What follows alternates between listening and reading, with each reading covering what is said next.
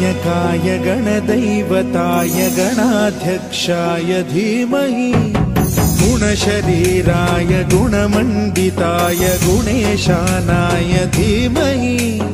गुणातीताय गुणाधीशाय गुणप्रविष्टाय धीमहि एकदन्ताय वक्रतुण्डाय गौरीतनयाय धीमहि गजेशानाय भालचन्द्राय श्रीगणेशाय धीमहि